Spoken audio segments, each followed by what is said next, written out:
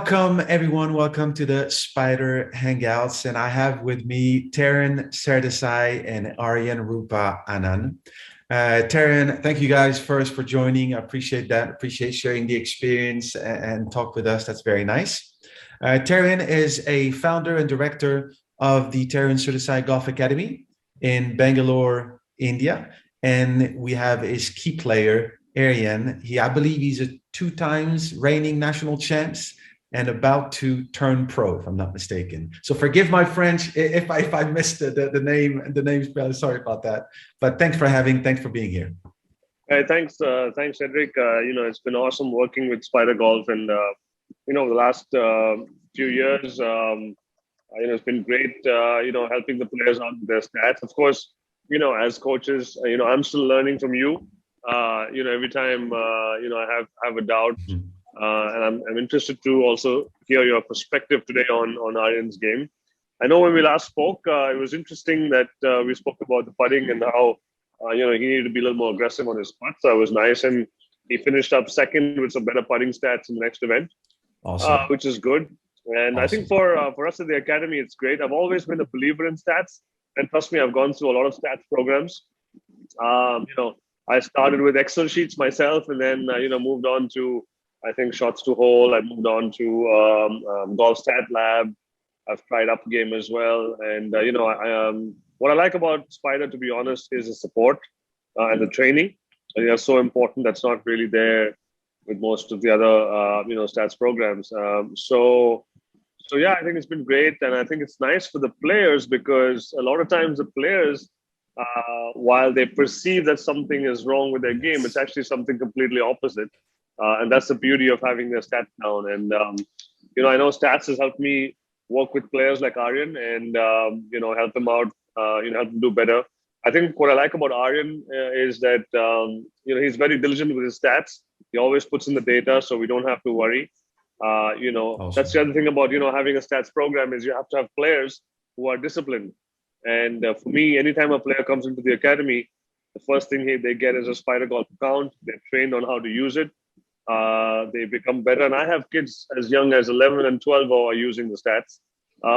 We don't get great data from them all the time, but the idea is to create that discipline early on in life so that by the time they're on the national circuit, playing the national level, they're doing better with the stats and they're helping us help them, much better. So Cedric, thanks for having us here. Thanks for It's a creating this pleasure. wonderful app, and Thank you. I'm looking forward to today's session to see what we can dig out of Aryan stats. Thanks. I appreciate that. Appreciate the kind words. And yes, I know you have been keen on stats, and you have made yourself an extraordinary platform on your website using training and exercise and all that you can incorporate in Spider. So that's really a complementary solution that you have, which is really good. And you use that with your players. But how do you exactly use it in your academy on a daily basis? Can you please run through us with this? So if you're talking about my dashboard, essentially for me, what I like to see is I like to get players to be more deeply immersed in practice. Oftentimes, players go out to practice. They go out for 9 holes, or they're playing around. They're not really, I would say, deeply focused into their processes. But when they know they have to enter data, for example, let's say we have a player going out onto the course and he's recording his distances that he hits to the hole in wedge play. He's going to feel a little bit of pressure because he knows that's going to go into the practice stats. So a lot of truth comes out when they're actually practicing under a bit of pressure. And then the beauty of this is what we do is, because now I've built my app to look a little bit like to give the output like Spider. So we compare the practice stats, for example, putting 0 to 10 feet in practice and putting 0 to 10 feet in competition, right? And we can see a lot of correlations there. It helps us understand what's going on. For example, let's say Exactly. somebody's scrambling percentage in practice is 65. We usually see a 20% reduction or 25% reduction in competition, right? And that depends again on the level of the player. But if you look at Aryan's stats, Aryan's practice stats are very close to his performance stats. So he's as good as he is in practice as he's in competition, which That's is a awesome. normal trait of the players get better.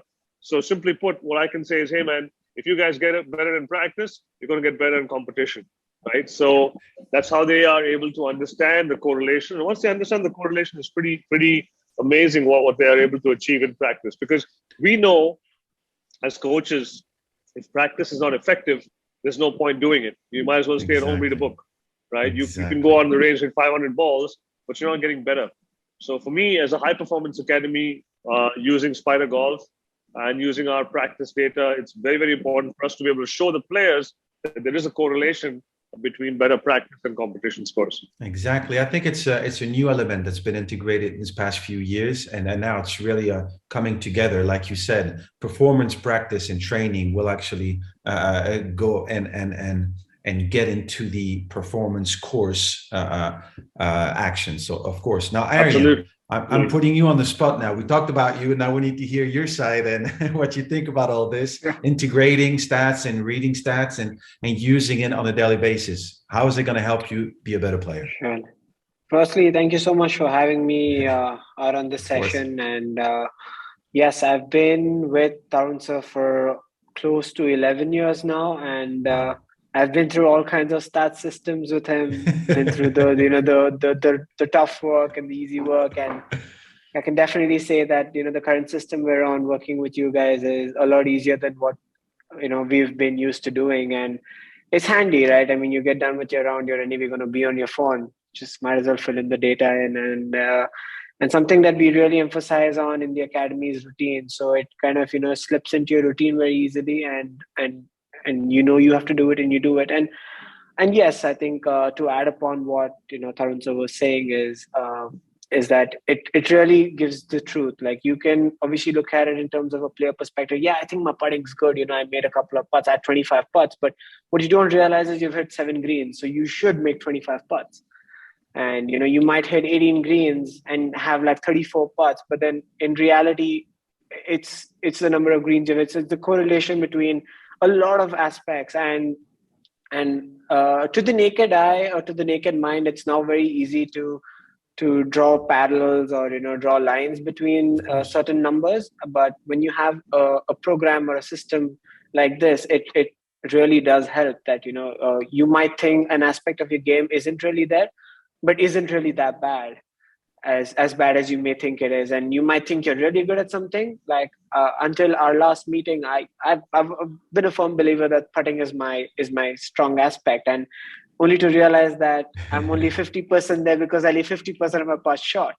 So yes, I think after the previous meeting that we had, it definitely made a difference into the next 2 weeks, because I hold a lot more putts, especially the longer range ones between 20 to 35 feet. And Yes, these are I the putts noticed. that you make 3 4 of these in around, those are your 66, 67, 68. Yeah, uh, yeah. so definitely, it's been a good journey working with you guys. I think I've been using Spider for the last two years, if I'm not wrong. Mhm. And I mean, as much as Tarun sir says, praises me, saying I'm very diligent with my data, I think I can do better. The bad rounds, I'm just like, what, my scoring average is going to go. I don't want to put this in, but it's very important. I've come to realize it's very important that the bad round needs to be analyzed more than the good Of round. course. Of course. So yeah, I mean, whatever Tarun sir believes in is what we as an academy and I believe in as well. And we've never shied away from trying different things. And this is something that I think is really stuck upon, and we're having a great time. That's really impressive to hear that from a player. Not usually we have players that are down to earth and realize exactly what's going on and what they need to do.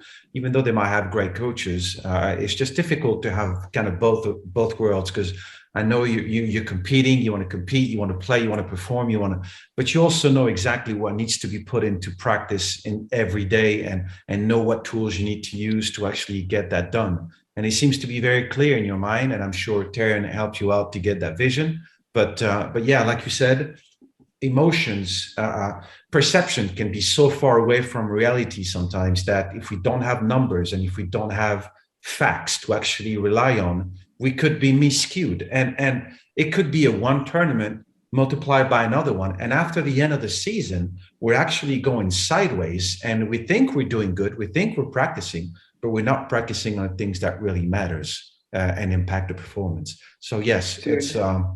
it's a great combination. Obviously, I'm glad that our last meeting did work well for you guys, and we'll keep moving along and keep that going. And Taryn, like you said, like you previously mentioned, is just, I think the more you're going to be educated, the more the coach will know, and the more the coach will be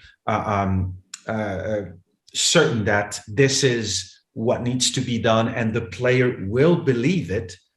Therefore, the synergy is going to come into play. And after that, entering data is not a problem. It's really not a problem. It's more of a, what is that going to do to my game, to my coach, to my goals, and to my objective at the end of the season? Is it really going to affect me in a positive way? And if it does, of course I'm going to do it. And I'll be happy to do it. We do that for our physical attributes. We do that for our technical attributes. Why can't we do that for our data? Because it's as important, if not more.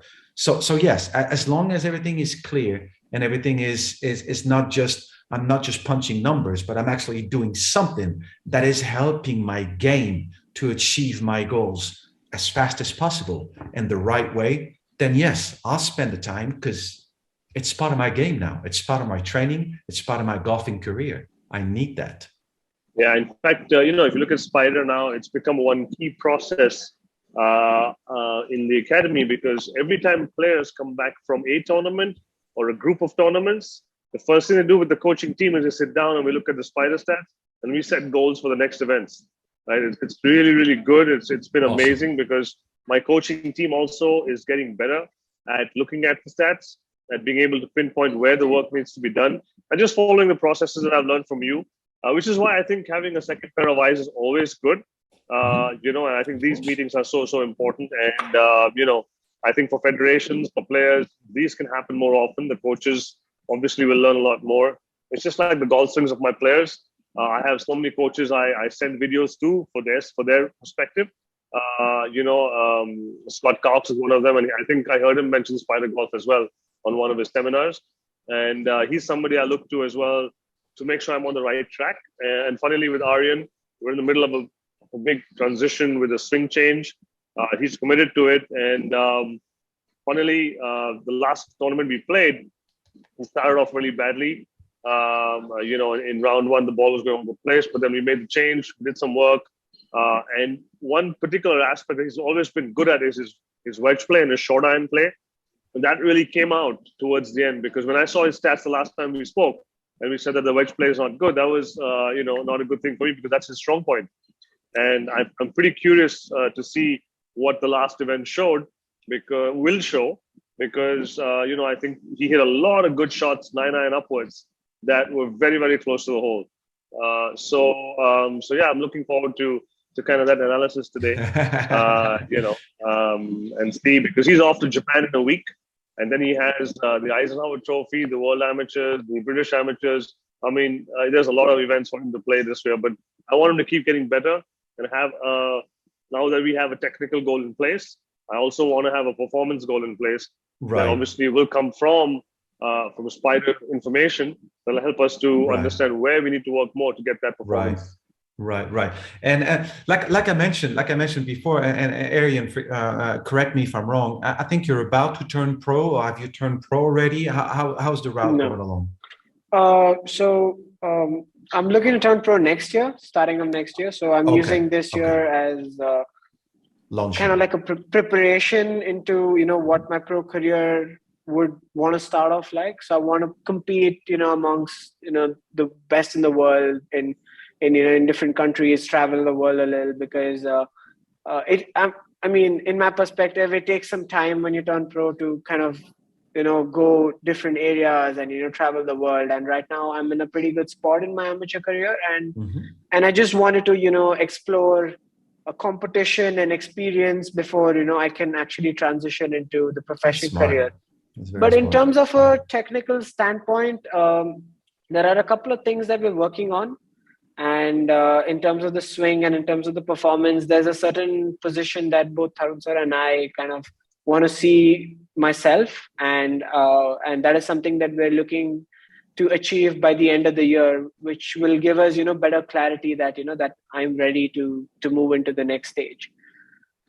So That makes a lot of I think sense. that's the idea. And though I've got a lot of backlash from a lot of my peers that no, you're ready to turn pro, you've won 2 national amateurs, but I think we as a team have been pretty headstrong. We went a little back and forth, but I think we're pretty headstrong with the fact that we are going to use 2022 as a year to build, so that from 2023 and onwards, it's just upwards, and we know what Awesome. direction we're going towards.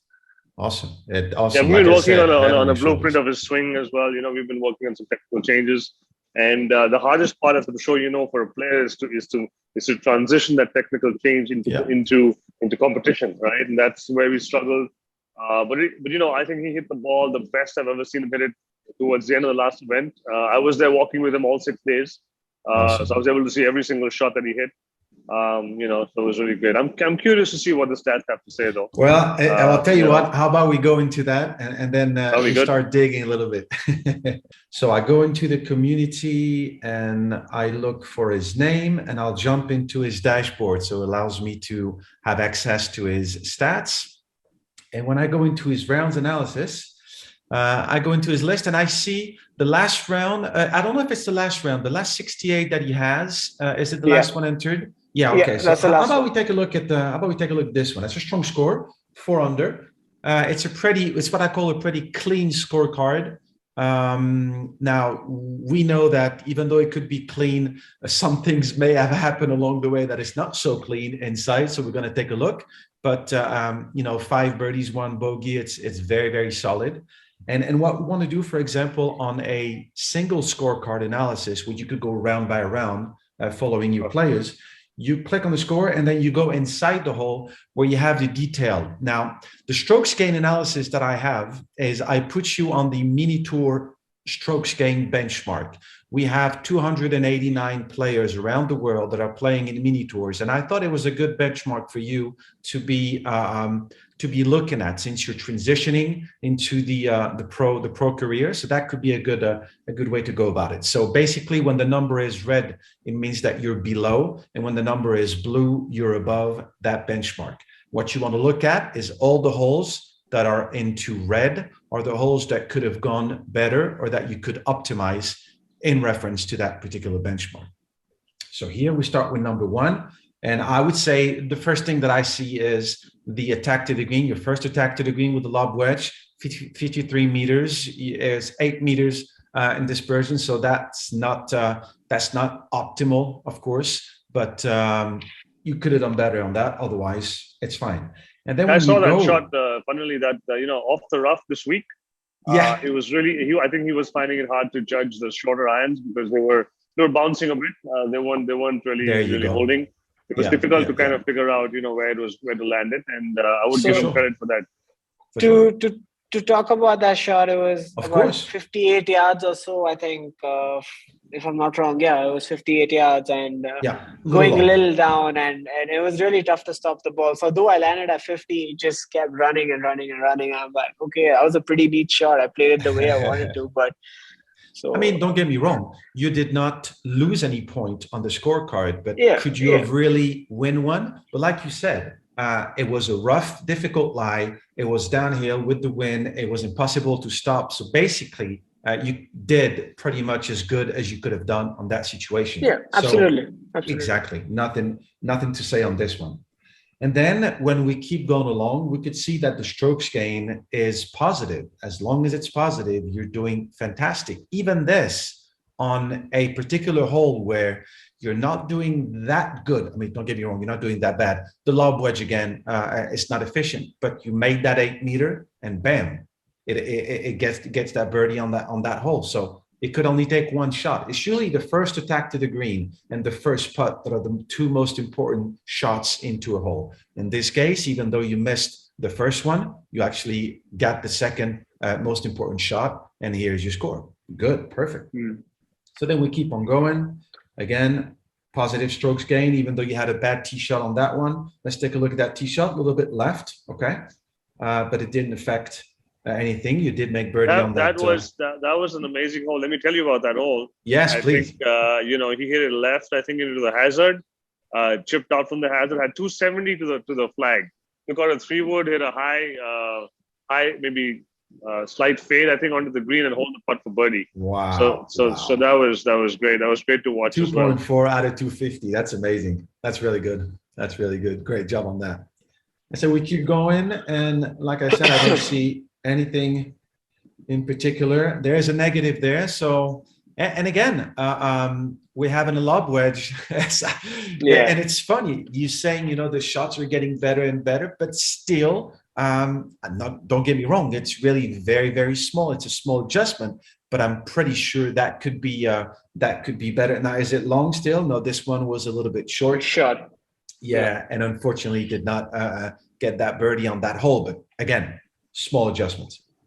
It's good. It's good. Another negative on this one on 16. So the tee shot seems to be. To talk about 16, it's about 320 to reach the hazard, and to be honest, 3 months back my driver wouldn't reach there, and I've hit a 3-wood, and that ball is just taken off, and it's gone in the hazard, and I'm shocked. My friend was on the bag, and he's shocked. Tarun Sardesai shocked, and I'm like, okay, why did this happen? How did this happen? And I'm going bogey free till now. I'm like, I don't want to make a bogey now. I'm going bogey free. Of course. But I think he hit a phenomenal wedge. I think, or was it he did. It was about 8 feet. Yeah. 2.5 meters. So that's really good. And then after that, the putting was just a little bit to the right. It lipped out. It kind of lipped out. Yes.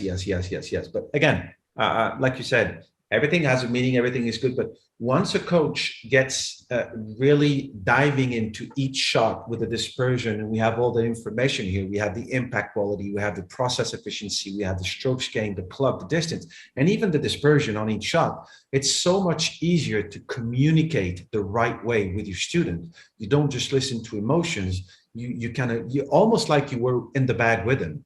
And that to me does make a difference, even on a small chat that you can do to your player right before he plays the next round, the next day. Yeah. He gives that boost of confidence, and he knows that he's got people supporting him, and we hear along the way. So again, perfect and good as well. So yeah, that's very, very, very solid round. Those little mistakes, what we did call mistakes, were not that mistakes after all. So we could say that, I'm not going to say you maxed out, because you could always do better, but I think that 4 under was pretty close to your optimal score on that particular round. And what I like to see, even though you have 3 wasted shot, and I believe they're most of them on the tee shot, what we saw, recovery penalties and all these things. Can we go a little deeper into wasted shots? Let me understand when you say wasted shots.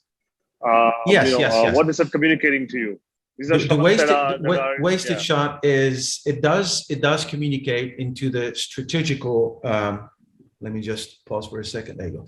So we have an algorithm inside the app that identifies the wasted shot, which are all the recovery, all the penalties, lateral hazard, out of bounds, all the shots, iron shots that did less than 70% of the distance that was intended, all the short game shots where you had to do another short game shot to go onto the green, all 3 putts and more, and all short putt misses that you did under 90 centimeters. I think it's 3 feet, if I'm not mistaken. Okay, that's very interesting. It's good to know, I guess, for the viewers as well, to understand what exactly that means. Yes, exactly. Yes, and we will add the short side as well. It's a new feature that we added for V2. I'm loving the short side. The short side definition, you could get that in all compartments of the game, which is, it's not just miss on the short side. It's not just that. Is whenever you position the ball that were not optimal for you to the next shot, I like to record that as a short side. So now you really dig even deeper into the strategical part of the player's performance, which I love. And we're going to add that into the wasted. So now we're going to see that number go up a little bit, which is normal. But then again, it's another message that we can send to the player. Got it. Yeah. All right. How about this? How about we go, oh, by the way, +7 on the strokes gain on that 68 with a mini tour benchmark. Great job there. How about we do this? We're going to go into a multi-rounds analysis, and let's analyze your last 10 rounds. See if we can get a spider DNA out of it. Sounds good? Yeah, sounds good. Let's go. I go into the stats, multi-stats, and we're going to go into your full round, the shot by shot, the data entry that you did, and we're going to go last 10. There you go. Let's see what we got. Still, oh, wait, hold on. You guys are using feet, right? So I'm going to put into feet. There you go. Sorry about that. Here, going back in, multi-rounds, full, last 10. Let's go. All right, so we have the grid performance, which is the more you have it going through the spider web, the better, of course, vice versa. So now we can see that it's digging still a little too much into the lob wedge, sand wedge. Gap wedge is better, pitching wedge. I'm still struggling with those 3 clubs that I really would like to get it at least very close to 80%. Green side is above 80%. Putting is almost at 90. That's really good, actually much better. But I'm still seeing... this is interesting. But before, can we look at the last 5 rounds and compare the last 5 rounds before that? No, the last 5 rounds. That's the last 5 rounds he played. Yeah, sure, last 5 rounds. Yeah. Uh-huh. Do you see it being any better? I'm loving the gap wedge, but nope, I'm not liking the other 2. No, but still the 9 not. and 8, the 9 and 8 iron is much better. That's what I also saw. But I think that was a technical change that made the difference. That's really good. On the 9 and 8, that's perfect. That's really good. As you can see, the dispersion, the cluster is really good. So now just to explain to our viewers, the red dot is the average of all the dots. Blue dot are the well-hit contact. The gray one are the miss hit, but since he has 100% contact, we don't have any. And then the red circle is 1 standard deviation, 68% probability of hitting the next shot within that target. So obviously, the smaller the red circle, the more consistent and the better the player is playing his shot. And after that, we need to recalibrate because the center of the grid is his initial target intention. So as you can see, 9 and 8 iron are really good, really, really good. I'm liking that. Pitching wedge, you could see the circle getting a little bit wider, which means that now we start to see some miss hits, and they're up, they're long and short, especially those 2 shorts miss hit. Be interesting to see what was that and how much they cost. Gap wedge is actually decent, still a little tendency short. If we go into a 13 feet radius, which is interesting with a gap wedge. I only have 2 shots out of 9 on that radius. I really like to go above 50% on that, especially on the wedges. Yeah. And same thing for the sand wedge. The sand wedge, you can see, we only have 3 shots. It's quite good, but again, it's too short to my liking. On the lob wedge, it is better. I'm not gonna lie. You did not have that before we had the talk, so you did work better on this. But I still have too much vertical dispersion. As you can see, 5.4. Let's see from the rough. Yeah, from the rough, 6.2, and it's always long. So I'm guessing less spin, more release, and it's difficult for you to control the vertical dispersion on that. So yeah, but if you go a little bit more tough, and then, like I said, 13 feet is what I like to see on wedges, even though it is difficult, but you are a good player. And I like you to be coming that particular distances. 1 out of 6 is just not going to cut it. And I know you can do better than that. I know you can. Now, if we look at the putting, yes, we still do have some short ones, but I'm pretty sure there will be on longer distances. Yeah, starting at 20 feet and above, it does make sense. But what I like to see, we don't have that many now, 13 and 16. We don't have any 16 to 20. We don't have any 10 to 13. So that's really, really good and a big improvement from what we've talked about in our last meeting. And I'm pretty sure, if I'm not mistaken, bingo. Look at your strokes gained putting. I think putting has been pretty good, especially the last 2 events that I played. I had 1 3-putt in the last 9 rounds of golf. Yeah. No, that's really, really good. And when I see this, you have a 30%, 28.8% birdie conversion, which is good. I like to see you at 35, but the 29 is good. But the 64 from par is really, really good. It will take off all the bogeys and the stupid mistakes that get some points on the scorecard. So now you're free to make it bleed and add that red on there. So that's good. That's really, really good. That's really, really good. So I'm liking that. To be honest, let's go back into the 10 rounds to have the full picture. Or we could go up. My screen froze on. Thank you. Thank you, Zoom. Let's go back into it. Can you see now? Can you see now? Can you see now? Yeah. Let me know when you can see it. Okay. All right, good. And if I move the screen, is it moving? Yes. Okay, fantastic. All right, so we got a plus 2.2 on the strokes gain, and on your last 10 rounds, number one strokes gain is your putting plus 2.1. Congratulations. Number two is your attack to the green plus 0.5, and we have the wedges in there too. So, like I said, good because you're above, but not good enough because you can do better. Exactly.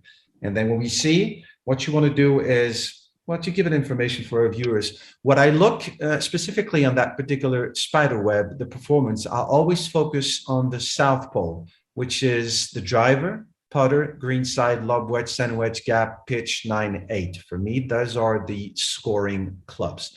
Of course, it's interesting to see those, especially on par fives and layups and long par fours, but you're not going to have that many when you play. You're mostly going to have those clubs that will indicate and influence the performance. So I have a question here. I have a question here also for our viewers as well as the coaches. Now, before you went into this analysis, you said you changed the benchmark. Could you just take us through how you changed that benchmark while using Spider? Yeah. You go into your homepage and you go into settings. In your settings, you choose parameters.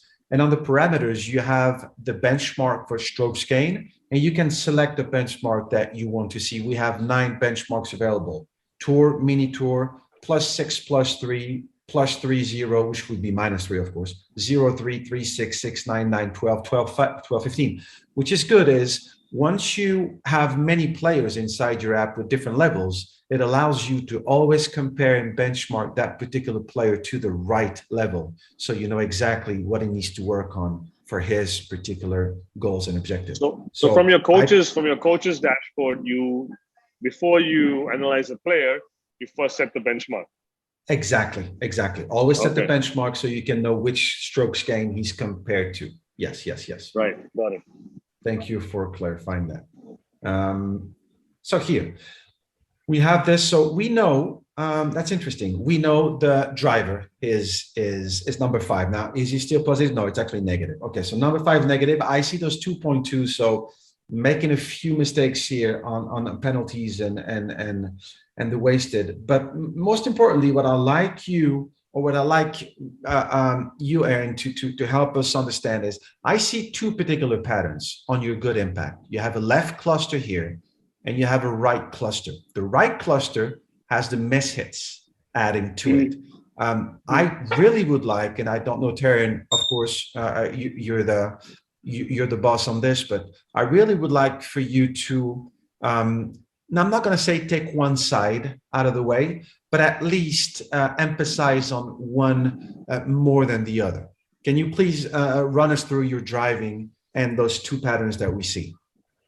So I think this is again something that we're working on, and that's the technical change that we're in process with. Again, is I'm a natural draw player, and that's how I've always played the game, and that is something that I've been finding a little tough of late. Due to tendencies in the swing and stuff. So we are working in a certain direction where my current miss right now is a weak right, or more like a start right and a fade, right, which is not ideal for a draw player. So I'm trying to eliminate that. But whereas my bad shots are where the club head stays way open to the path on the swing direction, and it just starts probably where I want it to start, and but it just doesn't come back, and it either stays there or moves the other way. So that's been the tendencies, which is why you'll see a huge cluster of the ones that go right, and then again the cluster that goes left is overdoing the move, or trying hard to keep it, to bring it back. So there have been a couple of ones that kind of snapped left, or went too far left. But I think it's just a matter of time where I get a little more comfortable with the change and the move that we're working on, and get That to makes certain sense. positions in the swing. And I'm sure the dispersion is going to reduce over time. Of course. So that's pretty much it explains why I see, because if we focus on that red dot and we're going to go through the bag, I see that red tendency, that right tendency that you have, and I'm guessing it's that transition that you're making at the moment on those shots that are either getting away from you on the right side or actually not coming back on a draw pattern. Is that it? Initially it also. Sorry, go ahead. No. I mean, it's just that I'm a natural. I stand at the flag and I want to go at the flag. So my natural ball flight is probably aggressive. like falling left draw. Yeah, that's how I like to play. So Okay. when the draw is not coming, or when the start direction is right and it doesn't come back, is when the issues happen. If not, it's pretty much on the flag, probably like a 2-yard draw, or just right a flag like a 2-yard draw. So that's the tendency, and which is why you'll see a lot of clusters on the right side, but a lot fewer on the left, because I don't have too many that's overcooking and going left. Sure. Yeah, okay. so we've been through a lot. We've been through a lot in this. I mean, initially it was a club fitting issue, where they felt the shaft was a bit too soft for him, and they went a little bit tighter on the shaft, the fitters. And we've also then worked, the technique, because he was transitioning a little vertically, tipping back a little bit, which is leaving the club face open. We've been working on that. The backswing, the swing direction was too far left for a draw player. Unfortunately, so we worked on that. Funnily, I think if you would look at the final round, he played the 68. I think he had the best ball flight since the change. Right. So that you'll see that. But yeah, I would like to see more. The funny thing is that I'm not going to with the iron shots. I'm not going to favor a side, but I would just like the shot cone to be a lot tighter. So if it's a push and doesn't draw back, it should be within the 13-foot range. Is what I would want to see in the future. Yeah. This is exactly what I'm looking at right now. It's strange. You could see on the 8 iron, the cluster it's a little tendency, right? But it's quite tight. On the 9 iron, it is as well, even though it's a little short. But I'm not seeing that much trouble on this particular ball. But as soon as you see the wedges, now you could see that the dots are spread apart, long, short, left, right.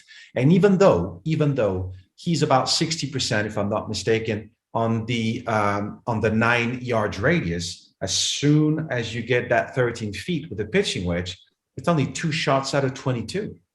Yeah. Go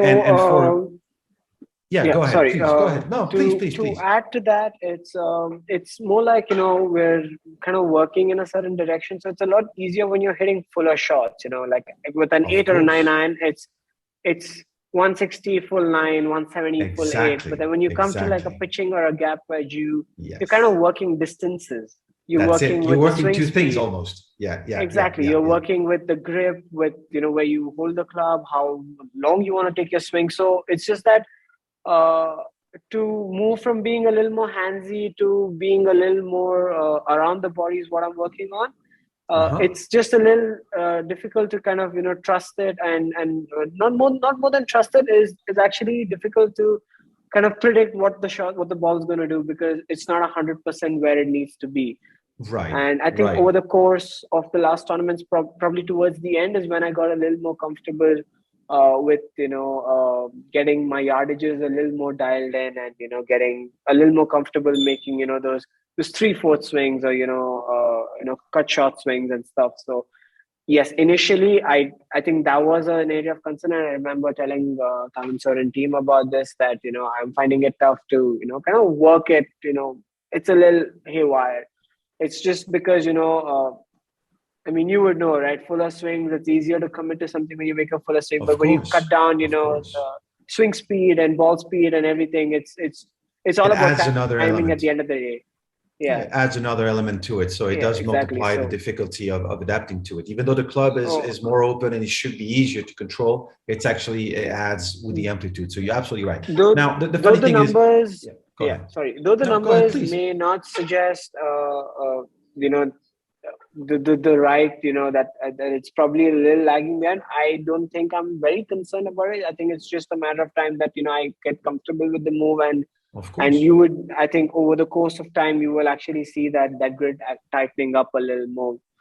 So This is why it's always a communication. It's always an exchange between the coach and the player. And the better the communication, the tighter the communication, the best the route is going to be taken. Like you said, you're not worried about those numbers, even though they're not exactly where you want them to be, because you're in your process. You know what you're doing. You're in a transition phase. It's going to come. There's nothing to worry about. But it's clear for you two guys, with the work that is being done right now, that you're on the right path, and it's going to show. And to be honest, we can see that now, because with the distance that I'm comparing it with the benchmark, even though you are going to improve on this, you're already pretty much level with the strokes gain, with the mini tour strokes gain that I have. So it is going to get better, of course, but the level that you are right now is actually decent. And it's good to know that, because you have a lot of rooms for improvement, and really a strong part of your game that's going to come out when the transition will be finished. That's a lot of information. Appreciate for sharing and talking. I'm pretty sure that the viewers will appreciate it as well. It's just that's what I want. That's why I want to do this. I want to get the coach involved. I want to get the player involved. I want people to understand the importance of data when it's used correctly and it's used the right way, as a communication tool, to make sure that everybody is working on the right path. Like you said, Tarun, practicing, training, performing the right way to your objective. Any final words that you guys want to say before we close this session? I'm just hoping that all the viewers who are watching understand the importance of data, especially performance analysis. So I have a lot of players who come to me. A lot of them, when I ask them, "Do you have any stats on your game?" and they'll probably show me a piece of paper where they write greens and fairways hit, and a number of putts. So you have something great here in Spider Golf, and I would recommend that you guys start using it. It's very, very effective, and the beauty is Cedric is always available to give you these analysis, so you can you can do better. As coaches, I would really urge all of you guys who have players who want to be better at any level. We're not talking about players who want to become pros, right? You have club golfers who want to reduce 5 or 10 strokes off their game. You cannot do it without this information. It's very, very difficult. To as Cedric said, perception does not always match reality. So my advice would be to all of you players out there, young, old, professionals, club golfers, try this out. See how it goes. I guarantee you, you won't look back. Aryan, a last word. I'm just happy to be on this journey, and it's great to have experts like you kind of give a second opinion to to us, because we probably look at it in a certain standpoint, but it's always nice to have a second opinion and someone who looks at it from a complete outsider perspective.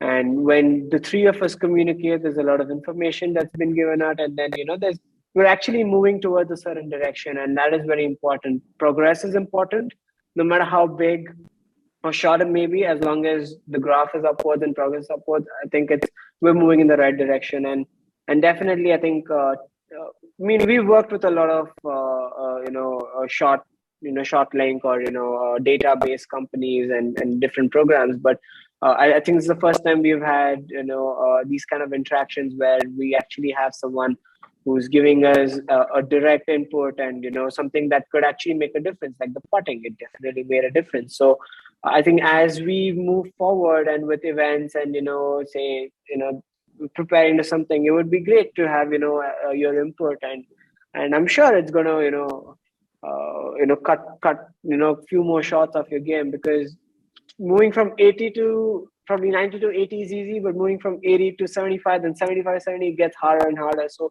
with the right kind of guidance from guys like you, I think it's a lot more clear. There's a lot more clarity, and I'm really glad that you've taken the time out to help us out and be part of this journey. My pleasure, my pleasure. And you're in great hands, Terry. You're doing a fantastic job with your academy and all your players. Congratulations on this. Keep up the great work. And Aryan, best of luck to you and your future endeavors. I mean, when we listen to you, and like I said, head on the shoulders is it's really impressive, and I can't wait to see where it's gonna go, because it's gonna be nice. It's gonna be nice. I can tell. Thank you so much. Thank you very much, gentlemen. I appreciate All right. it, and I will see you very soon for another session, maybe.